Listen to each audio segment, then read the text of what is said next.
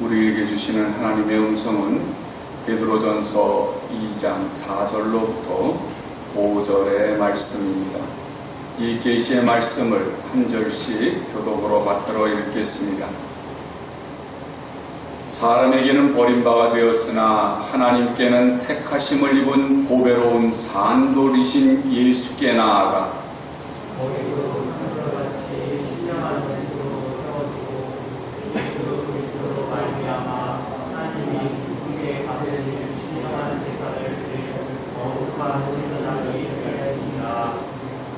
아멘. 우리 서로 좌우 옆으로 인사를 나누시겠습니다. 예수님 닮으셨습니다. 네, 예수님 닮으셨습니다. 교회 설립 14周年을 맞이하면서 지금까지 인도해 오신 도움의 돌 에베네셀의 하나님께 영광을 돌립니다.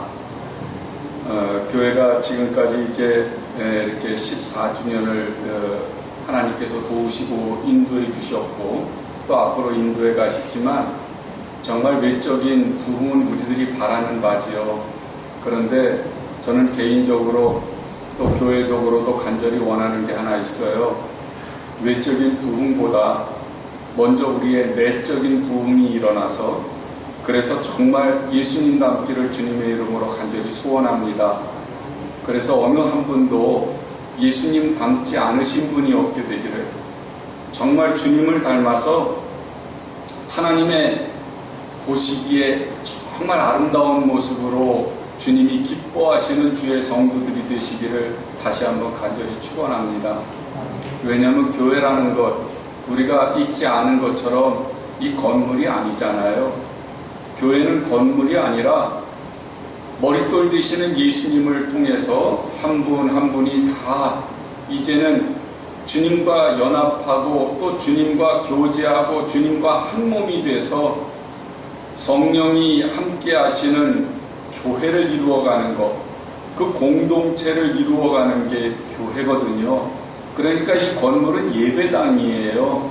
성도들이 두세 사람만 모였어도 그곳에 예수님과 연합해서 그래서 하나님의 나라를 이루고 하나님의 원하시는 공동체를 이루고 있다면 그것이 바로 교회지요. 그렇기 때문에 우리가 이 외적인 김포 흰돌 교회가 아니라 내적인 김포 흰돌 교회가 돼서 성령이 주관하시고 성령이 이끌어 가시고 하나님의 영광을 드러내는 정말 교회다운 교회가 되기를 주님의 이름으로 간절히 소원합니다. 성경에서는 돌이라고 하는 것, 반석이라고 하는 이미지를 많이 사용을 해요.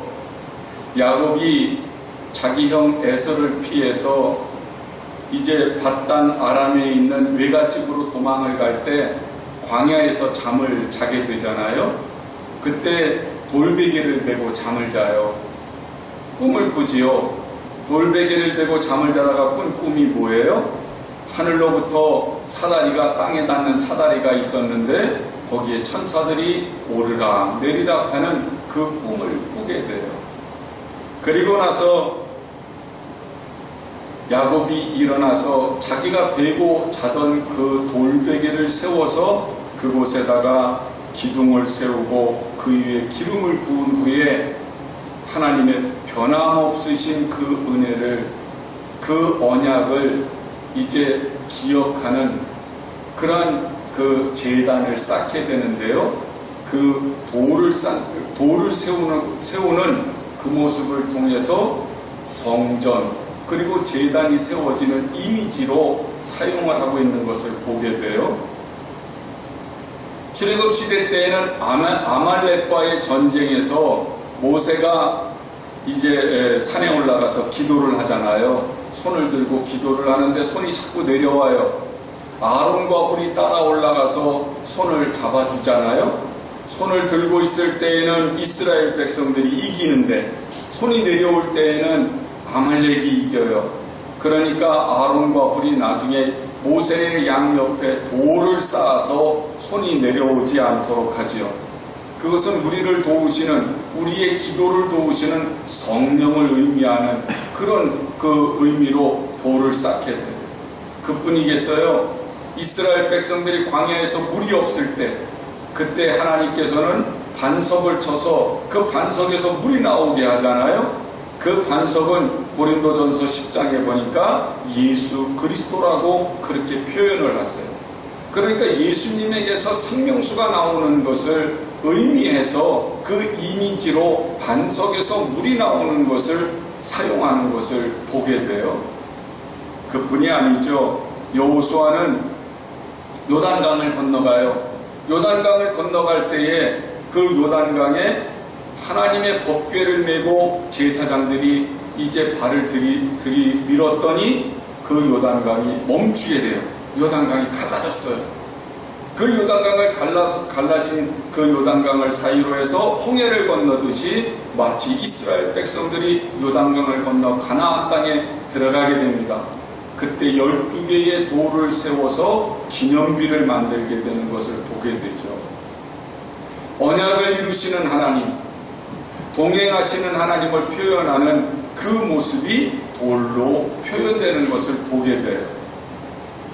왕국이 세워졌어요. 이스라엘이라고 하는 왕국이 세워지고 이제 사울이 블레셋과 전쟁을 하게 될 때 골리앗이라고 하는 장군이 쳐들어오게 되지요. 이스라엘 백성들이 두려워할 때 소년 다윗이 일어나서 만군의 여호와의 이름으로 싸움터에 나갑니다. 다윗이 취한 것은 작은 돌 5개.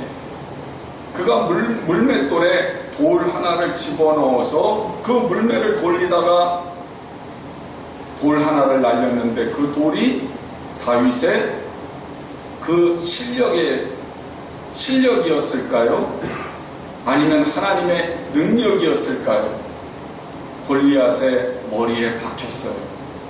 우리는 다윗의 실력이라고 믿고 싶겠지만, 그러나 다윗은 그 골리앗을 쓰러뜨린 이후로 하나님을 나의 도움이신 반석이라고 고백을 하고 나의 요새라고 그렇게 고백을 하면서 하나님을 반석, 바위로 표현하는 그 표현을 볼 때 다윗의 실력이 아니라 하나님의 능력이신 것을 우리가 보게 되죠.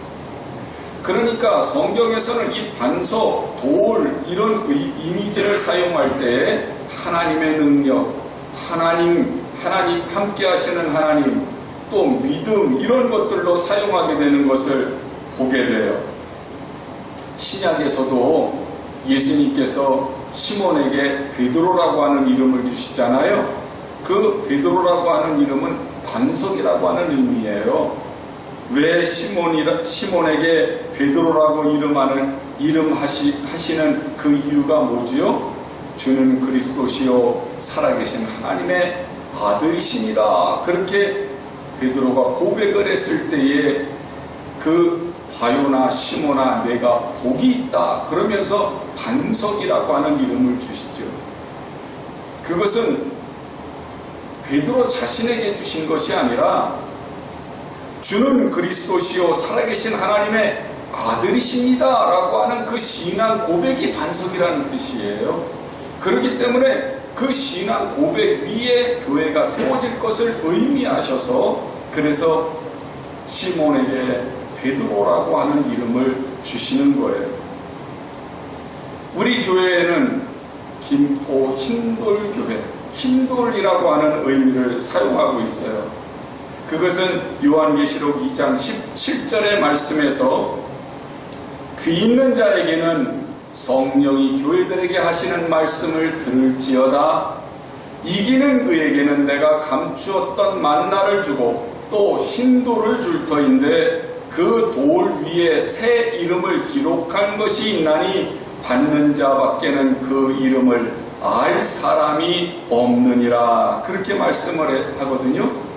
이 흰돌이라고 하는 것은요, 버가목교에 주시는 그 상급이었는데요. 이 버가목교회가 있었던 그 당시에는 재판을 할 때에 흰돌을 주면 무죄, 검은 돌을 주면 유죄라고 하는 것이 그 법정에서 일어나는 풍습이었어요. 그렇기 때문에 이 버가목 교인들에게 흰돌을 주겠다고 하는 것은 예수님의 용서하심, 사죄하심, 예수님의 속죄하심을 의미하는 것들로 이 힌도를 사용했던 것을 볼 수 있어요. 특별히 이 버가모 교회가 있었던 그 지역에는 극장을 들어갈 때 흰돌에다가 이름을 쓴 것이 있었어요. 이 자기 이름을 쓴 흰돌을 가지고 있는 사람은 그 극장, 원형극장에 들어갈 때 프리패스, 그냥 들어갈 수 있는 거예요. 그러니까 이 버가모 교회 교인들에게 흰돌을 준다. 그리고 그 돌 위에 새 이름을 기록한 것이 있다고 할 때 이 버가모 교회 교인들은 무엇을 생각을 했을까요? 아, 천국에 들어갈 수 있는 프리패스권, 통행권을 나에게 주시는구나, 그렇게 생각을 했을 거예요. 그렇기 때문에 오늘 우리들에게도 무슨 의미로 주세요? 귀 있는 자는 성령이 교회들에게 하시는 말씀을 들을지어다, 그렇게 말씀을 시작하시잖아요. 그러니까 우리들은 원래 이스라엘 백성들이 아니에요. 선택된 백성이 아니라 이방인들인데, 그럼에도 불구하고 우리가 예수님으로 말미암아 속죄를 얻었고 구원을 얻어서, 그래서 내가 그 믿음을 잘 지키고 그 믿음에 승리하는 사람이 되면 천국에 들어갈 때 12지파에 속하는, 영적인 12지파에 속하는 아브라함의 자녀가 될 거다, 백성이 될 거라 하고 하는 그 의미로 흰돌이라고 하는 걸 주신 거예요. 그러니까 우리 김포 흰돌 교회는 성도들 모두가 지금 어떻게 돼야 돼요? 천국에 들어가는 프리패스권을 얻은 사람들, 그런 의미가 있어요. 승리자들, 그런 의미가 있어요. 시편에서는 예수님을 건축자가 버린 머릿돌이라고 하는 표현을 사용을 합니다. 시편 118편 22절로부터 23절의 말씀을 보면, 건축자가 버린 돌이 직모퉁이의 머릿돌이 되었나니 이는 여호와께서 행하신 것이요 우리 눈에 기이한 바로다, 그렇게 말씀을 하거든요. 여러분, 건축자가 돌을 버렸어요. 건축하는 사람이 돌을 버렸어. 그 돌로 건축을 해야 되는데 그 돌을 버렸다고 하면 그 돌은 쓸모가 있는 돌이라는 말일까요? 쓸모가 없는 돌이라는 말일까요? 건축가는 우리같이 이렇게 평범한 사람이 아니고 전문가예요. 집 짓는데 전문가예요. 그런데 그 전문가가 돌을 딱 봤더니 이 돌이 마음에 안 들어. 그래서 길가에 버려버렸어요. 그러면 그 돌은 쓸모가 있는 돌이에요? 쓸모가 없는 돌이에요? 쓸모없는 돌이에요. 건축가가 봤을 때 그 돌은 모양새나 또 무슨 재질이나 뭔가 마음에 안 들어.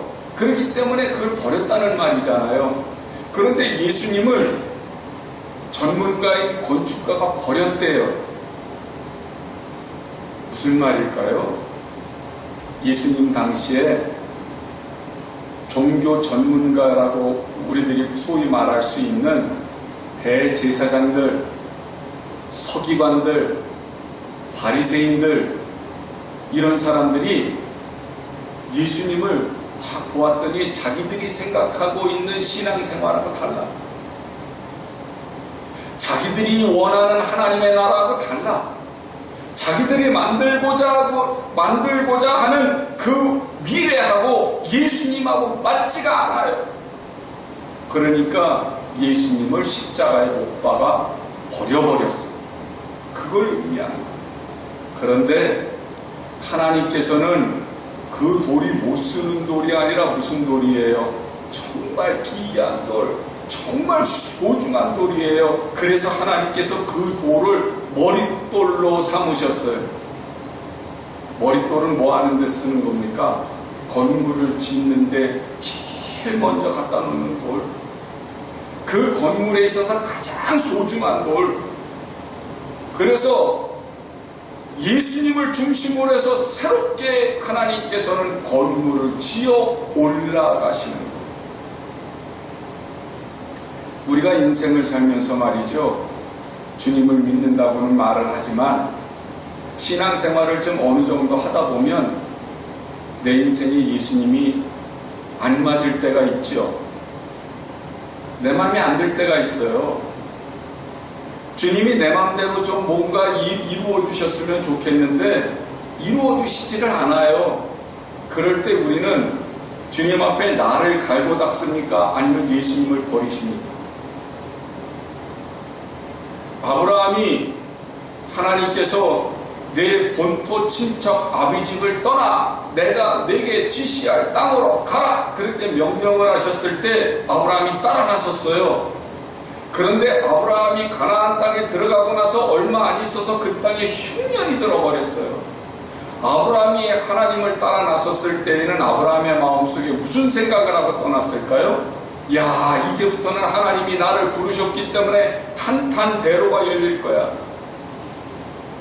축복은 따놓은 단상이야.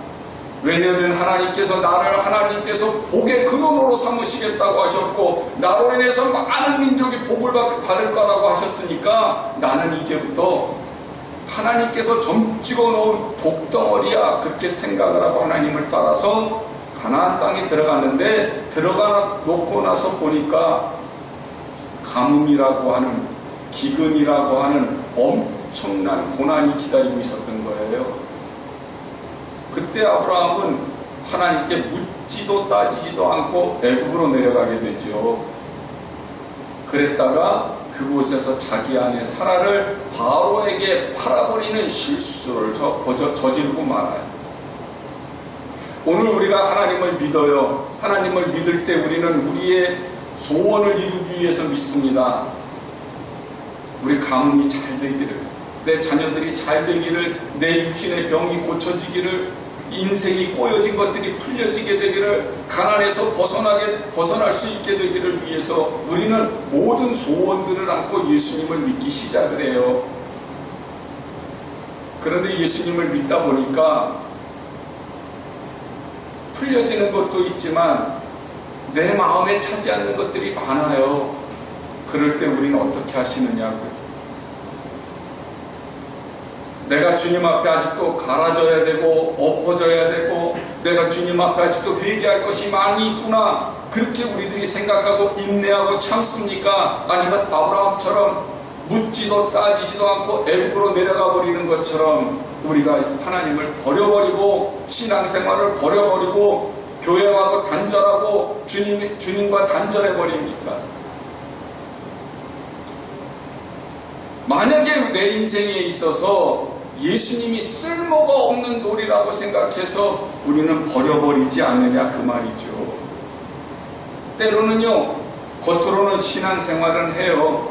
교회는 오기는 옵니다. 오랫도록 신앙생활했으니까 안 오면 뭔가 끼림칙해.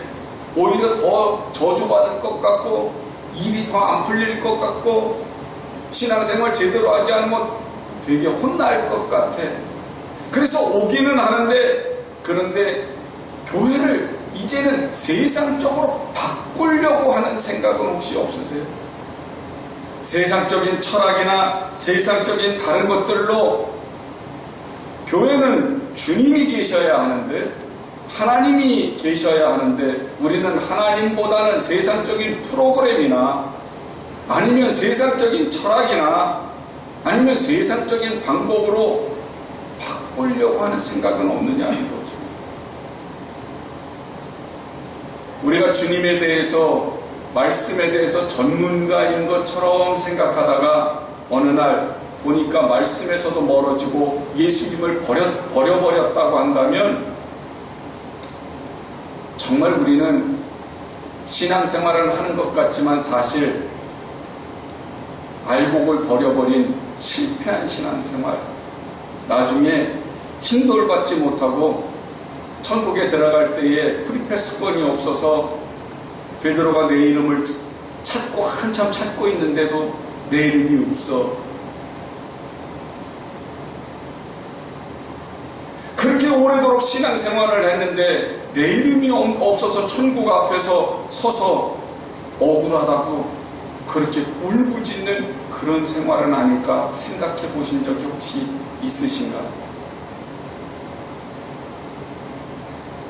아까도 말씀드린 것처럼 우리가 헌신하고 일생 동안 하나님을 믿고 하나님과 동행한 것들이 억울하지 않게 되기를 원합니다.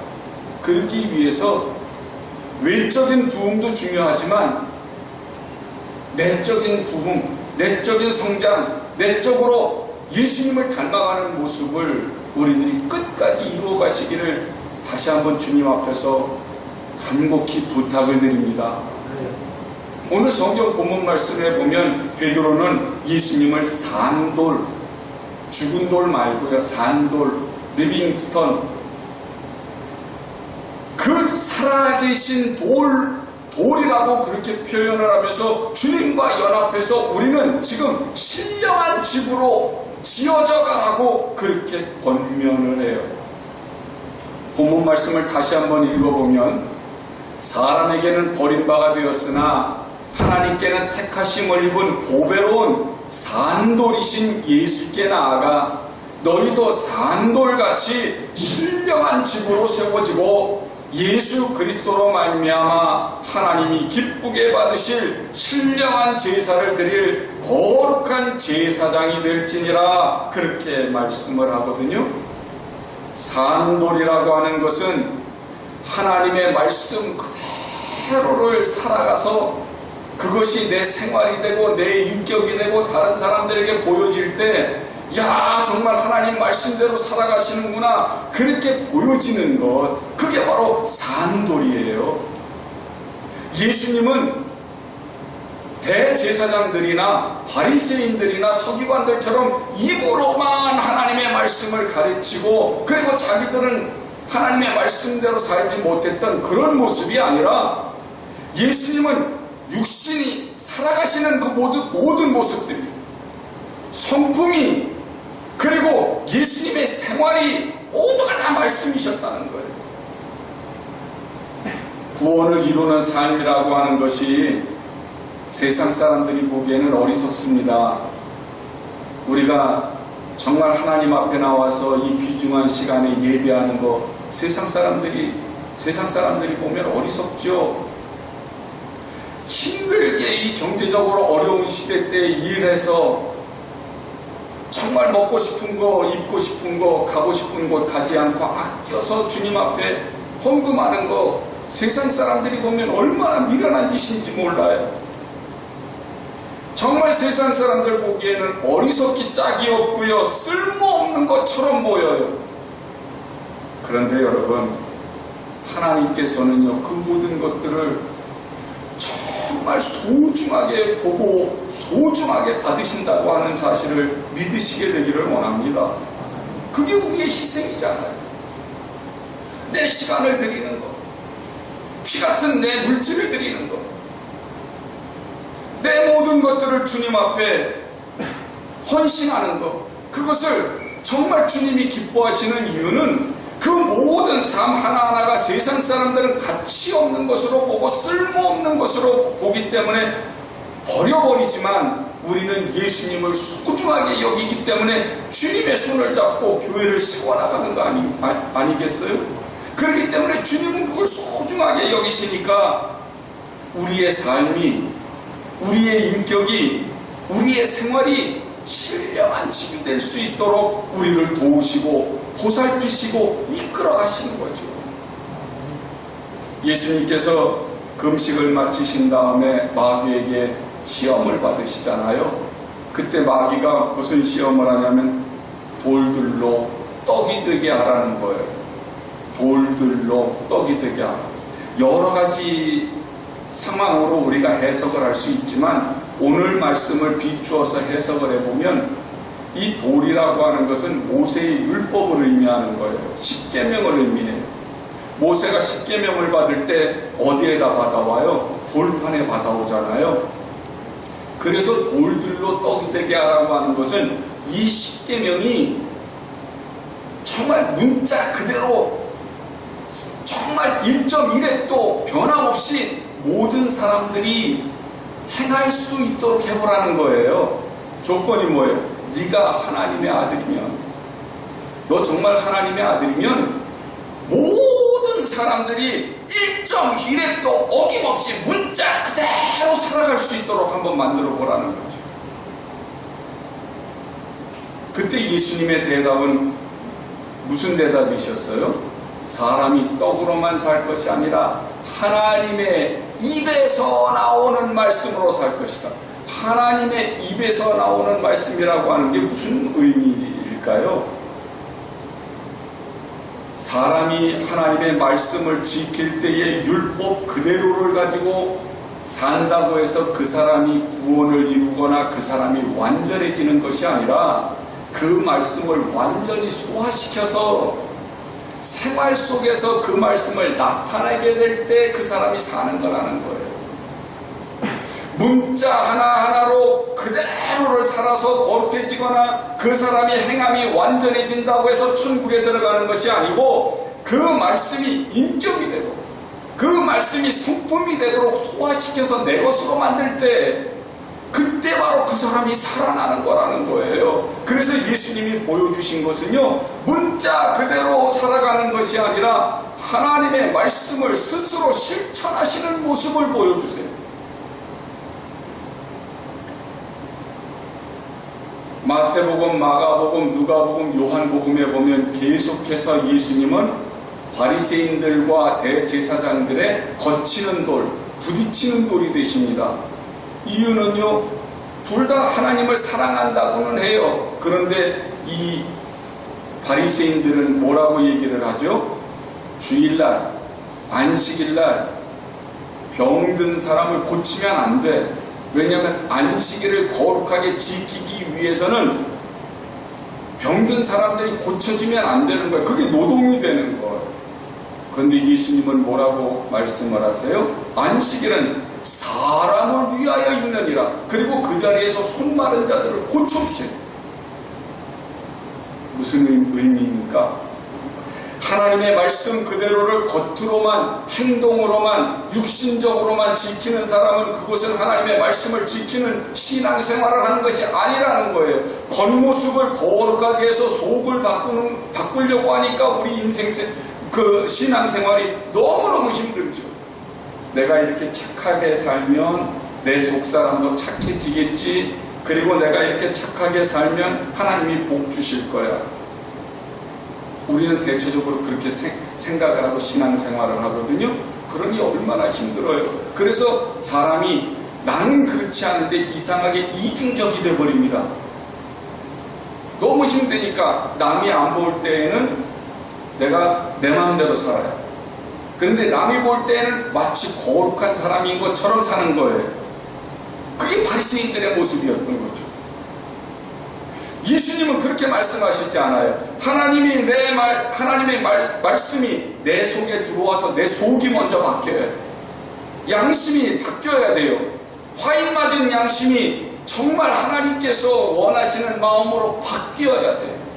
하나님을 진정으로 사랑하는 사람으로 바뀌어야 되고, 하나님을 진정으로 사랑하는 사람이 되면 사람을 사랑하는 사람이 되고, 사람을 사랑하는 사람이 되면 다른 사람들이 뭐라고 하든지 안 하든지 섬기는 사람이 되고 베푸는 사람이 되고 나누는 사람이 됩니다.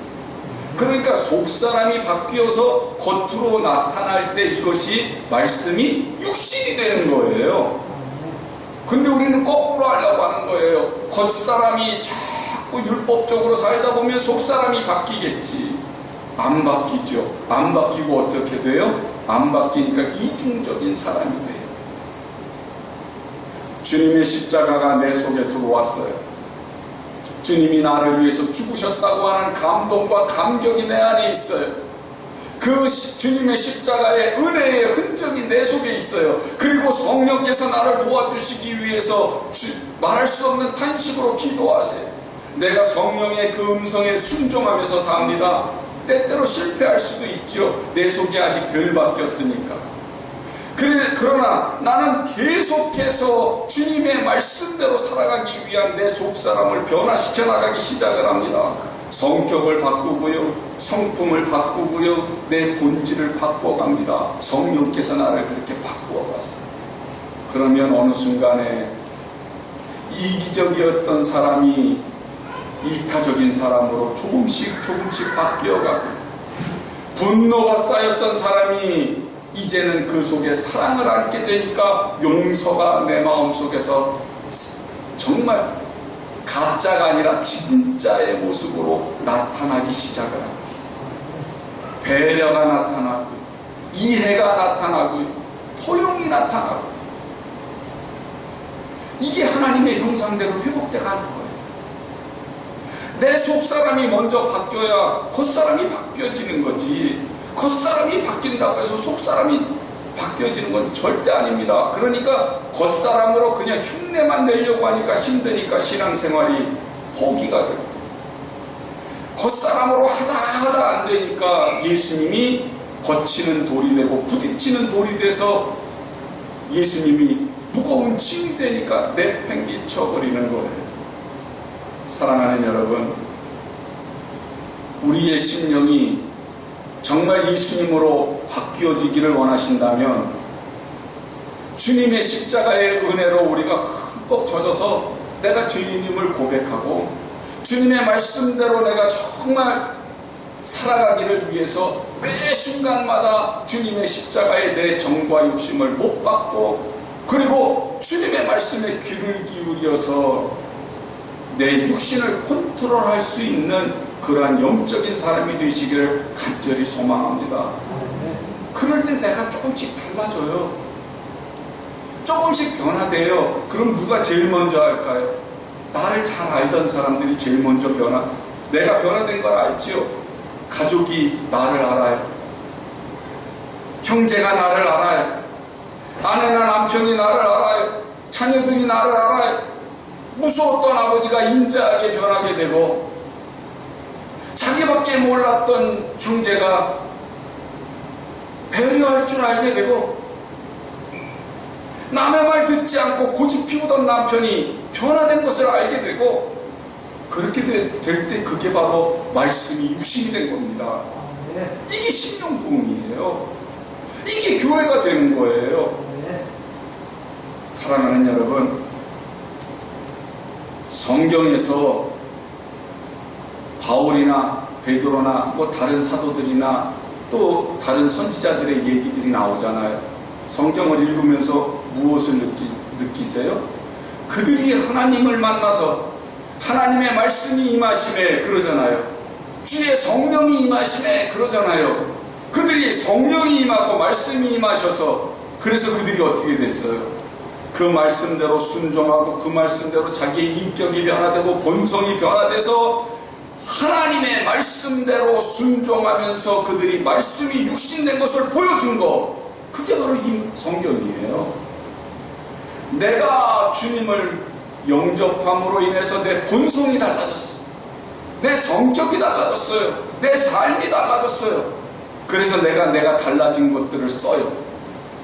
그럼 그것이 성경이 돼요. 나의 성경이 되는 거예요. 우리들이 살아가는 모든 모습들이 예수님이 보여주신 것처럼 하나님을 보여주게 되면 내가 예수님과 연합해서 거룩한 신령한 집으로 치어져 올라가고 있는 거예요. 그러니 오늘 성경 본문에서 말씀하시는 그 말씀이 뭐예요? 예수님이 하나님의 말씀을 보여주신 성육신, 물론 하나님이 육신이 되셔서 오신 것, 그것을 인카네이션, 성육신이라고 말하지만 그것 말고 하나님의 말씀을 육신으로 보여주신 것, 성품으로 보여주신 것, 그것은 그 성육신은 우리도 할 수 있는 성육신이거든요. 그렇기 때문에 예수님께서 신령한 집으로 지어져 가라고 우리 요청하시는 것은 바로 그 살아계신 말씀, 살아계신 하나님이신 예수님을 붙들고 그분과 연합해서 내 성품이 달라지는 것, 내 인격이 달라지는 것. 그래서 내가 이제는 예수님의 모습, 하나님의 말씀을 내 삶으로 다른 사람들에게 보여주는 것, 그것이 바로 신령한 집으로 세워져 가는 겁니다. 사도 바울과 베드로가 자주 하는 말이 있어요. 구원에 이르도록 자라나라, 구원을 이루어가라, 그런 말들을 자주 써요. 베드로전서 2장 1절로부터 2절의 말씀을 보시면 그러므로 모든 악독과 모든 기만과 외식과 시기와 모든 비방하는 말을 버리고 갓난 아기들 같이 순전하고 신령한 젖을 사모하라. 이는 그로 말미암아 너희로 구원에 이르도록 자라게 하려 함이라. 그런 말씀을 하거든요. 산돌이신 예수님과 연합한 사람에게는 하나님의 말씀이 말할 수 없는 반석이 돼요. 그러니까 살아계신 하나님의 말씀을 신령한 젖이라고 그렇게 표현을 하면서 이제 그 신령한 젖이 구원에 이르도록 자라게 한다. 이 말은 무슨 말이겠어요? 그 말씀이 내 속에서 나를 변화시켜서 내가 신령한 집이 되어감으로 말미암아서 하나님의 말씀이, 성경이 하나님의 말씀이신 것처럼 이렇게 기록된 하나님 말씀으로 끝나는 것이 아니라 이 말씀이 녹아져서 내 삶으로 나타나는 하나님의 말씀이 되도록 해라. 그것이 구원에 이르도록 하는 일이라는 거예요. 내가 이제는 예수님을 닮아서 내 속사람이 바뀌었어요. 그러면 이제 겉사람은 또 바뀌겠죠? 겉으로 표현되잖아요. 이 겉모습은 속에 있는 것들이 표출되는 거잖아요. 그러면 자동적으로 악독과 기만과 외식과 시기와 모든 비방하는 것들이 사라지겠죠. 내가 억지로 안 하려고 해서 안 해지는 게 아니라 내가 달라졌기 때문에 안 하게 되는 거예요. 그리고는 나는 어느 순간에 깨닫게 됩니다. 야, 내가 예전에는 이렇게 불평하고 원망하는 말을 했던 사람인데, 내 입에 욕을 달고 살았던 사람인데, 내가 남 탓을 하고 살았던 사람인데, 내가 다른 사람에게 책임 전가를 했던 사람인데 내가 많이 달라졌구나. 스스로가 깨닫게 돼요. 내가 예수님의 생명을 닮아가고 있구나. 그게 구원의 확신입니다. 예수 믿습니까? 그랬을 때 아멘. 천국 갈 줄 믿습니까? 아멘. 억지가 아니에요. 그게 아니라 내 안에 예수님이 계시는구나를 느낄 때 그게 구원의 확신이라. 세상살이에서 우리가 가끔 헷갈릴 때가 있어요. 야, 믿는 성도인데 이래도 되나? 야, 내가 이게 집사인데, 권사인데, 장로인데, 목사인데, 야, 내가 이거 이렇게 되나 하면서 우리가 질문을 던질 때가 많잖아요. 그런데 신앙생활에 내가 달라지기 시작을 하면은요, 이래도 되나 하는 질문이 많이 사라지게 돼요. 왜냐하면 이것을 해야 될까 말아야 될까를 우리들이 선택하는 것이 신앙생활이 아니고요. 결론적인 건 뭐예요? 하나님이 좋아하시는 거, 하나님이 기뻐하시는 거, 하나님이 원하시는 거, 하나님이 웃으시는 거, 그것은 해도 되나 안 해도 되나의 문제가 아니라 그건 당연히 우리가 하게 되어 있는 거예요. 그대로 하다 보면 이래도 되나 하는 것들이 사라지게 되죠. 이게 믿음의 성숙한 거예요. 그런데 아직도 이걸 해야 되나 말아야 되나 이런 질문이 많다고 하는 건 아직도 어린아이 신앙인 거예요. 아이들은 질문이 많습니다. 어른은 질문이 자꾸 줄어들어가요. 해답을 알아가니까요. 마찬가지예요. 우리가 정말로 이래도 되나 하는 질문이 줄어들게 될 때, 그리고 하나님이 기뻐하시는 거, 하나님이 좋아하시는 거, 하나님이 웃으시는 거를 제대로 알아서 그냥 당연하게 하게 될 때 이걸 신앙이 성숙했다고 하는 거예요. 신령한 집, 내 몸을 성전이라고 그러시고요. 우리들이 모인 곳이 교회인데 이 교회의 주인은 누구십니까? 하나님이시잖아요. 이 교회는 누구를 위해서 세워진 거예요? 하나님을 위해서 세워진 거잖아요. 그렇기 때문에 우리들이 서로 이렇게 예수님을 닮아서 서로 연결하고 서로 사랑하고 서로 헌신하고 거룩함으로 하나가 될 때 이 교회의 주인 되시는 하나님이 얼마나 기뻐하시겠느냐고요. 교회는 아직 완성된 게 아닙니다. 우리들이 아직 주님을 닮아가서 완성된 것이 아니기 때문에, 닮아가는 중이기 때문에 성전 또한, 교회 또한 아직 공사 중이에요. 완성돼 가고 있는 중이에요. 우리는 평생 살아있는 돌이신 예수님을 닮아서 우리 믿음 역시 살아있는 믿음이 되어야 하고, 우리 역시 살아있는 돌들이 되어야 될 줄로 믿습니다.